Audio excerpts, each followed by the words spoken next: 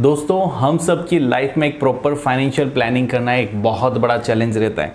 अगर कोई पर्सन अपने गोल्स को अचीव करने में अगर कहीं फेल हो जाता है ना, तो उसके पीछे एक बहुत बड़ा कारण होता है कि उन्होंने प्रॉपर फाइनेंशियल प्लानिंग नहीं की है। पे नए हैं तो प्लीज़ हमारे चैनल को सब्सक्राइब अभी कर दें, ताकि हमारी हर एक वीडियो की नोटिफिकेशन आप तक पहुंचती रहे। फाइनेंशियल रिलेटेड हम लोग वीडियोस बनाते हैं जिससे आप अपने ड्रीम्स गोल्स को अचीव कर पाएँ एक इजीली प्लानिंग के साथ में। अपने गोल्स को अचीव करना है तो हमें एक प्रॉपर फाइनेंशियल प्लानिंग करनी होगी। आज हम इस वीडियो में प्रॉपर फाइनेंशियल प्लानिंग कैसे करें वो जानेंगे। हम ये भी जानेंगे कि फाइनेंशियल प्लानिंग में क्या क्या बेनिफिट होते हैं और फाइनेंशियल प्लानिंग के रोल्स को अप्लाई करके हम कैसे हमारे जीवन में हमारे गोल्स को अचीव कर सकते हैं।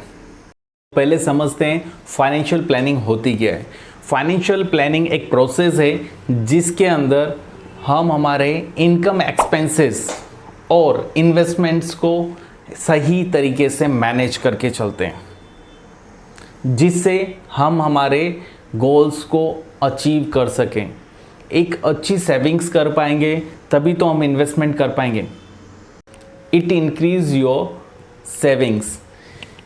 आप इसमें फाइनेंशियल प्लानिंग जब करते हो तो उसमें आप अपने एक्सपेंसेस को ट्रैक करते हो कि भाई मेरे एक्स्ट्रा एक्सपेंसेस कहाँ कहाँ पे जा रहे हैं, कहाँ कहाँ पे मेरा अमाउंट खर्चा हो रहा है, मेरा टोटल मंथली इतना सैलरी है उसमें से मेरा कहाँ कहाँ पे खर्चा हो रहा है। जो अननेसेसरी एक्सपेंसेस हैं उनको कंट्रोल कर पाते हो, जिससे आपकी सेविंग्स इंक्रीज हो पाती है और उसी सेविंग्स को आप इन्वेस्टमेंट में कन्वर्ट करते हो।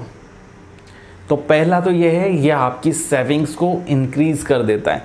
देखिए, एक नॉर्मल सी बात है, अगर आपके पास में 10,000 रुपये पड़े हुए हैं आपके पॉकेट में, तो आपको पता है वो अननेसेसरी जगह पे खर्चा हो जाता है कि आपको पता ही नहीं चलता वो अमाउंट कहाँ पर खर्चा हो गया। बट वहीं पर एक वही पकड़ते हैं कि जो सैलरी के ऑलमोस्ट मंथ एंड टाइम पे लास्ट के 5 to 7 डेज़ में जब हमारे पास में ऑलमोस्ट सारे पैसे खर्च हो जाते हैं, तो उस टाइम पे 7 to 8 डेज़ में हमारे पास में ज़्यादा अमाउंट नहीं भी बचता है, तब भी वो 7 to 8 डेज़ बिना अमाउंट के हमारे इजीली निकल जाते हैं। तो यही है कि अननेसेसरी एक्सपेंसेस उनको कंट्रोल कर लेते हैं हम, तो हमारी सेविंग्स बढ़ जाती हैं और थोड़ा थोड़ा छोटा छोटा अमाउंट करके एक ह्यूज अमाउंट ऑफ सेविंग्स हो पाता है। नेक्स्ट बेनिफिट आ जाता है हमारा स्टैंडर्ड ऑफ लिविंग।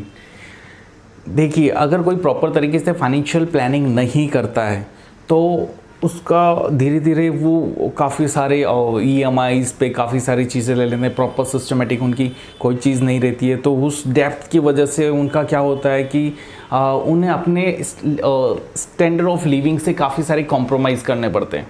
बट अगर आप प्रॉपर तरीके से फाइनेंशियल प्लानिंग करते हो तो उसमें आपको पता है कि मुझे क्या चीज़ और कितनी EMI कितने टाइम में ख़त्म होगी और मेरे पास में कौन सी चीज़ मुझे कब खरीदनी चाहिए, वो प्रॉपर पता होगा। जैसे कि आपने कोई प्रोडक्ट परचेज़ किया, वो पता है आपको कि मेरा इसका 8 मंथ्स में EMI है, 8 मंथ्स के बाद में ख़त्म हो जाएगा और मेरे पास में अभी कितना अमाउंट सेविंग बचेगा। आप प्रॉपर मंथली मेरे को घर चलाने के लिए कितना अमाउंट लगेगा, रेंट के लिए कितना चाहिए, या मेरी EMIs के घर की EMIs के लिए कितना अमाउंट चाहिए, घर के जो मेन खर्चे हैं उनके लिए मुझे कितना अमाउंट चाहिए। तो ये प्रॉपर ट्रैक करके चलते हो आप, तो आपको पता है कि आपको आगे अपनी स्टैंडर्ड ऑफ लिविंग से कोई कॉम्प्रोमाइज़ नहीं करना है।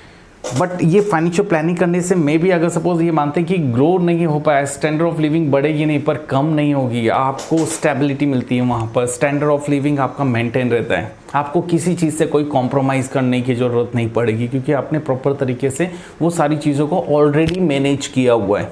नेक्स्ट बेनिफिट है, it prepared you for emergency situations.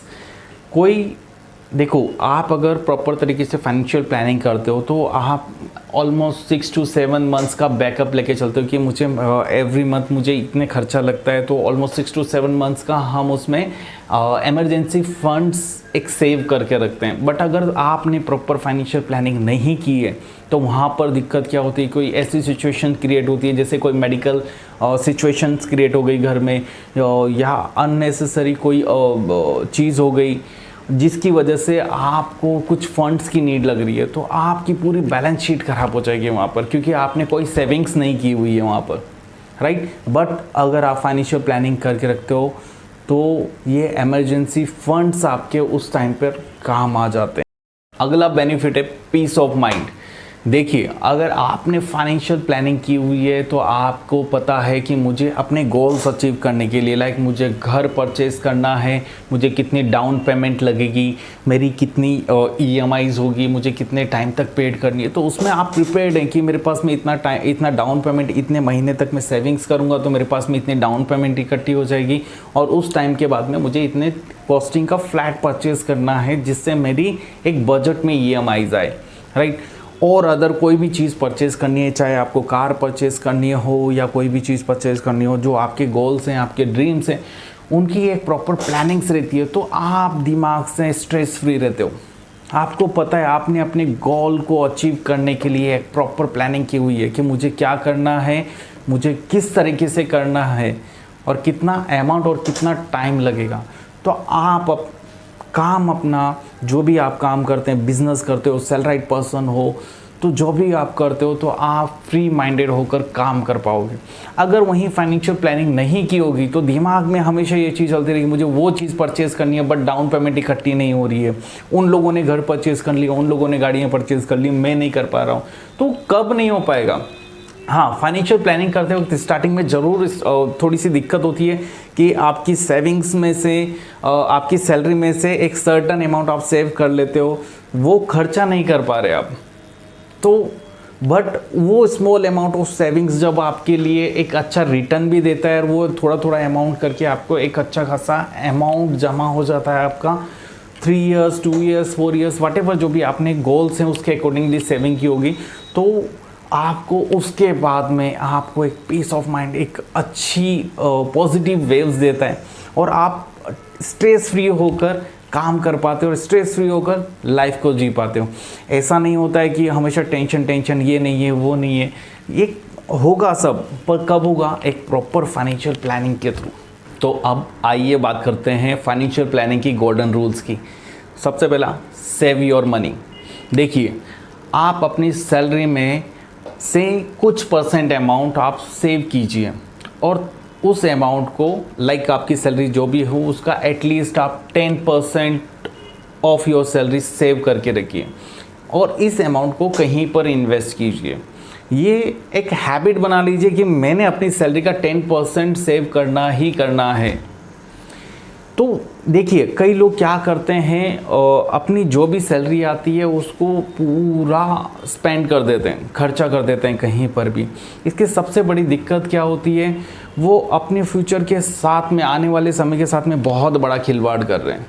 आपने देखा होगा, कई लोगों की सैलरी काफ़ी कम होने के बावजूद भी वो बहुत अच्छी सेविंग्स कर पाते हैं और इन फ्यूचर अच्छी स्टैंडर्ड ऑफ लिविंग जी पाते हैं। बट कई लोगों की सैलरी अच्छी होने के बावजूद भी वो उस टाइम पे स्टार्टिंग में तो काफ़ी अच्छे से, बट वो कम सैलरी वाले से भी पीछे रह जाते हैं बाद में। वो सिर्फ इसी बात का नतीजा है, दिखावे पे खर्चा ना करके अपने फ्यूचर के लिए इन्वेस्टमेंट करें। एक सिस्टमेटिक इन्वेस्टमेंट होना बहुत ज़रूरी है हमारी लाइफ में। अगर आप सेव करोगे वो अमाउंट को, तभी तो वो अमाउंट, वो पैसा जो आपने सेव किया है, तभी तो वो आपको कमा के देगा। आपका बेसिक अमाउंट तो ही है, वो पैसा भी आपके लिए अर्न करके देगा, राइट। ये आपके फ्यूचर में आपकी काफ़ी हेल्प करेगा। आपकी जॉब चली जाती है या किसी भी चीज़ के रीज़न, आपको कभी किसी के सामने ये झुकने नहीं देगा। तो सेव योर मनी, स्टार्ट करें आज ही आप अपने अमाउंट्स को सेव करना। एक प्लानिंग करें कि मेरे ये एक्सपेंसेस हैं, मेरे को ये इतना अमाउंट मेरा सेविंग होगा। नेक्स्ट गोल्डन रूल है, invest your saving money, right. देखिए, आपने जो सेविंग कर चुके हैं उस अमाउंट को आप अपने गोल्स के हिसाब से इन्वेस्ट कीजिए। जैसे आपकी डाउन पेमेंट घर लेना चाहते हो या कार लेना चाहते हो, तो उसके अकॉर्डिंगली, साथ के साथ ये तो हो गए शॉर्ट टर्म गोल्स जो आपने डिसाइड किए हुए डाउन पेमेंट करके भाई बाकी का आप ईएमआई में कन्वर्ट कर दोगे। ये भी आपकी सेविंग्स से एसेट्स हैं जो आपको एक पीसफुल माइंड देते हैं, आपको सिक्योर फील कराते हैं आपके घर गाड़ी कि मेरे पास में इतने इतने चीज़ें हैं और मुझे कोई चीज़ की टेंशन नहीं है। बट अपनी रिटायरमेंट प्लानिंग बहुत ज़रूरी है। आप अपने लॉन्ग टर्म के लिए भी एक स्मॉल अमाउंट ऑफ इन्वेस्टमेंट करें, राइट। आपका 1000, 2000, 5000 या आपके फ्यूचर जैसे आपकी इनकम है उस हिसाब से आप अपनी रिटायरमेंट प्लान करें, बहुत ज़रूरी है लाइफ में। देखिए मैंने आजकल बहुत लोगों को देखा है जो कि यंग एज में वो लोग सेविंग नहीं करते हैं और फिर लास्ट में जाकर उन्हें काफ़ी ज़्यादा दिक्कत आती है। रिटायरमेंट के बाद में आफ्टर 60 उनके पास में फंड्स नहीं होते हैं, जो थोड़ा बहुत पैसा होता है वो धीरे धीरे करके ख़त्म हो जाता है। तो मेडिकल एक्सपेंसेस हो, पर्सनल, आप अच्छे से घूमें फिरें आफ्टर 60 के बाद भी, तो आपके पास में एक प्लानिंग होना चाहिए कि मेरे पास में कितना अमाउंट हो और वो अमाउंट भी कैसा होना चाहिए। इन्फ्लेशन रेट ऑलमोस्ट 6% से 5% से बढ़ रही है, मतलब ये एक अंदाज़ा पकड़िए जो साल के बाद अगर सपोज़ आपके पास में 10 लाख रुपए इन्वेस्टमेंट से अगर कैलकुलेशन से आ रहा है तो आज के टाइम का वो सिर्फ 5 से 6 लाख रुपए के बराबर है। ये चीज़ समझनी होगी क्योंकि इन्फ्लेशन रेट भी 5 to 6% से इंक्रीज़ हो रही है, महंगाई दर, राइट।